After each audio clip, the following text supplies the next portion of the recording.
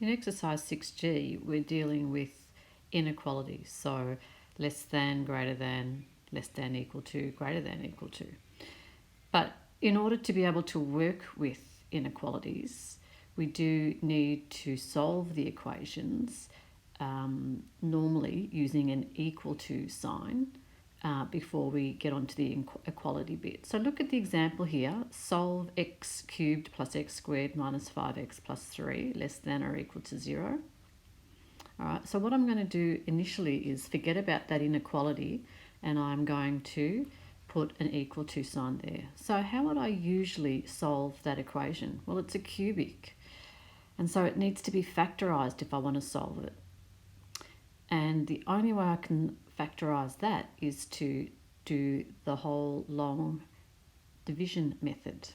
So let's go right back to the beginning and find a value that I can substitute in there that equals 0 when I substitute it in. So a value for x. So again, it's trial and error.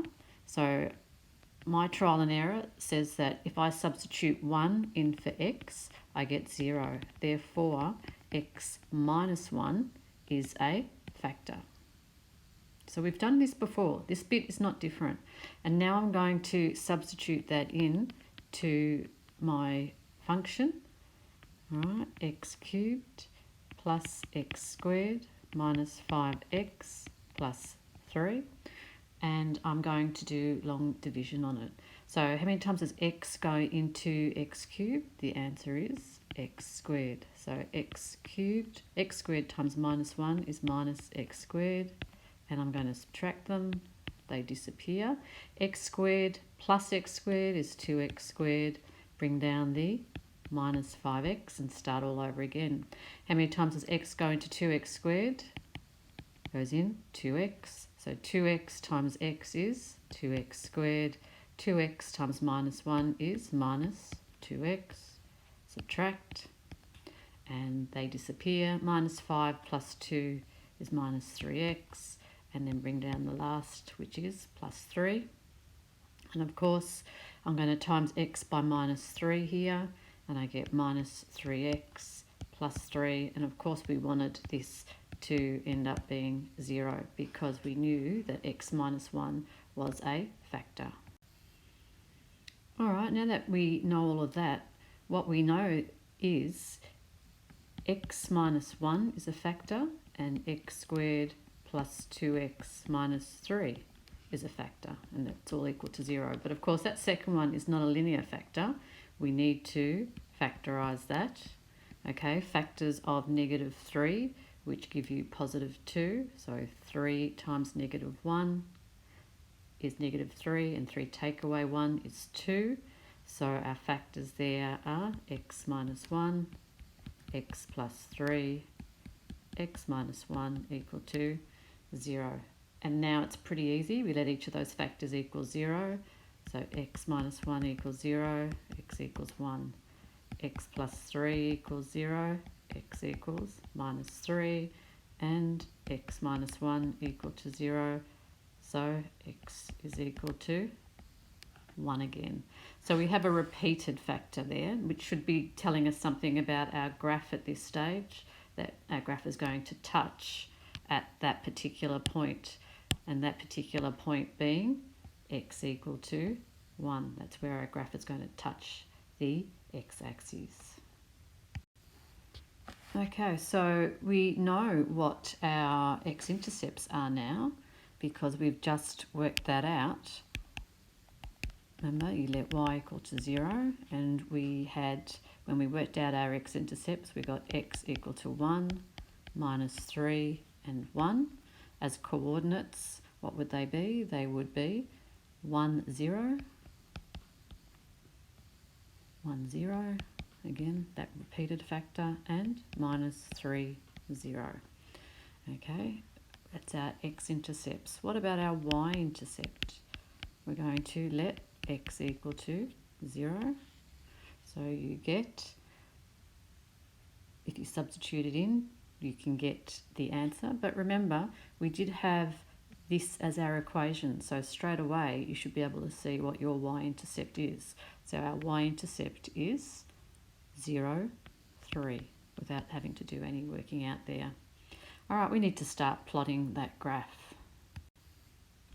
Okay, so we've set up our axes, gone across in ones on the x-axis and up in ones on the y-axis. Not a particularly difficult graph to sketch. Let's plot all those points. So 1, 0 is there. Now remember that point, 1, 0, we're going to be touching the graph. And the other x-intercept is at -3, which is there. Okay, so that is -3, 0. Always label the points that you go through. And our y-intercept is going to be 0, 3. Now again, we are not worrying about our turning points quite yet. So we will look at that down the track. Now, what is the trend of this graph? Let's talk about the trend. And the trend of this graph, what do we have in front of the x squared? Positive. So we know the trend is going to look like that. So that gives me some idea then of how to sketch the graph. I have to go through all those points, and I know it needs to touch here. So it's going to go up like that for that one. All right, and it has to go up through there. And then come back down again through that one. And so that is my graph for that function, x squared, x cubed plus x squared minus 5x plus 3. The next part is asking us to use the graph to determine the values of x for which that is less than or equal to 0. Less than or equal to 0. So this is the part that we're now interested in, because you can see the function is the same function.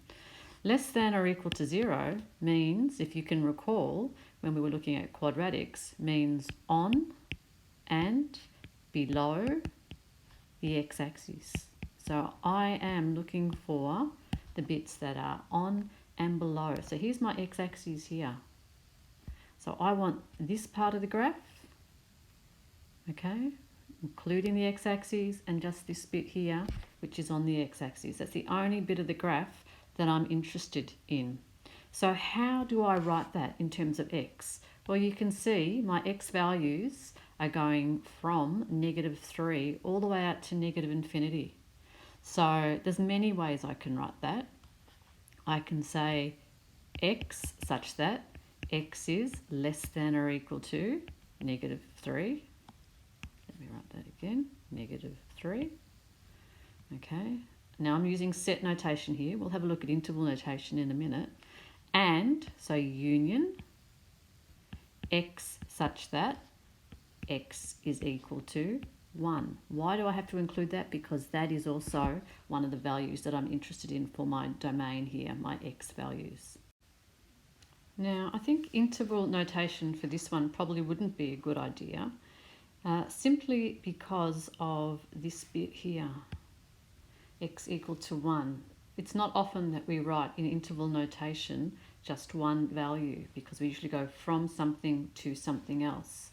So I think the best thing to do for this one is actually just write it in set notation. So we really do need to get used to writing in set notation.